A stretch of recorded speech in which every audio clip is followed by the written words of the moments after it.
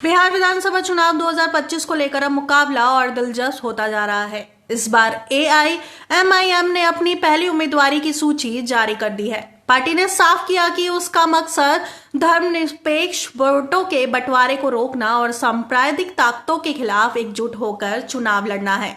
AIMIM के बिहार राज्य अध्यक्ष अख्तरुल इमान ने कहा कि पार्टी शुरू से ही महागठबंधन के साथ मिलकर चुनाव लड़ना चाहती थी ताकि सांप्रदायिक ताकतों को रोका जा सके, लेकिन बड़े गठबंधन दलों ने सहयोग नहीं किया, जिसके कारण पार्टी ने तीसरे विकल्प के रूप में चुनाव मैदान में उतरने का फैसला लिया।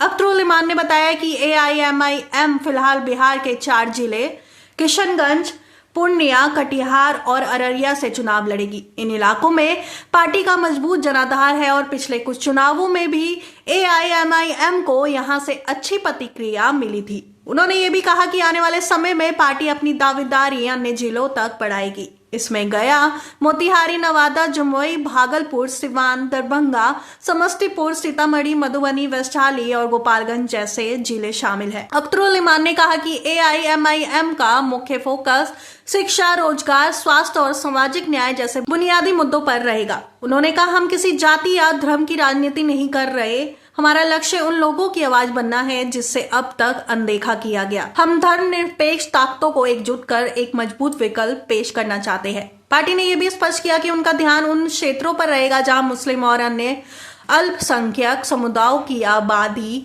अधिक है, ताकि उनकी आवाज बिहार विधानसभा चुनाव में मजबूती से उठाई जा सके। एआईएमआईएम ने दावा किया कि उनसे बिहार के बड़े दलों जैसे आरजेडी और कांग्रेस से गठबंधन के लिए संपर्क किया था, लेकिन वहां से सकारात्मक प्रतिक्रिया नहीं मिली। अख्तरुल इमान ने कहा कि हमने कोशिश की कि सभी धर्मनिरपेक्ष दल एक साथ आए, लेकिन जब हमारी बात नहीं सुनी गई तो हमने स्वतंत्र रूप से तीसरे मोर्चे के रूप में चुनाव लड़ने का निर्णय लिया। उनका कहना था कि एआईएमआईएम का मकसद सिर्फ सीटें जीतना नहीं है, बल्कि उन इलाकों में राजनीतिक जागरूकता फैलाना है जहां विकास और न्याय की बातें सिर्फ वादों में रह गई है। राजनीतिक विशेषज्ञों का मानना है कि एआईएमआईएम का ये कदम बिहार के चुनावी समीकरण को नया मोड़ दे सकता है। अब तक बिहार की राजनीति 2 प्रमुख गठबंधनों एनडीए और महागठबंधन के इर्द गिर्द घूमती रही है, लेकिन एआईएमआईएम के तीसरे विकल्प के रूप में मैदान में उतरने से कुछ सीटों पर मुकाबला त्रिकोणीय हो सकता है। सूत्रों के अनुसार एआईएमआईएम छोटे और क्षेत्रीय दलों के साथ मिलकर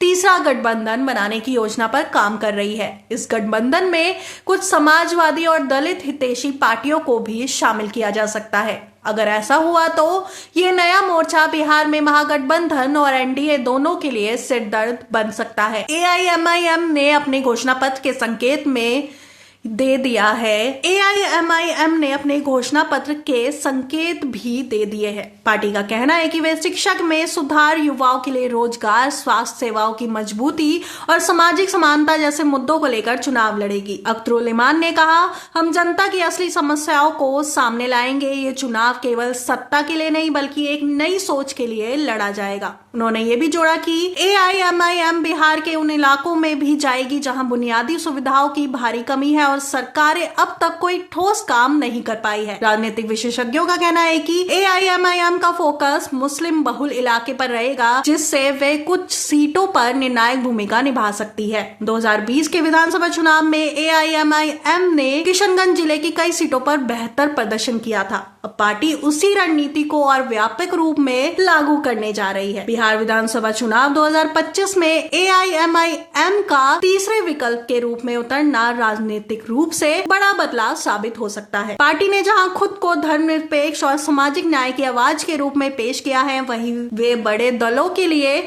चुनौती भी बन सकती है। अब देखना यह होगा कि एआईएमआईएम अपनी इस नई रणनीति से बिहार की राजनीति में कितना असर डाल पाती है और जनता उसे कितना समर्थन देती है।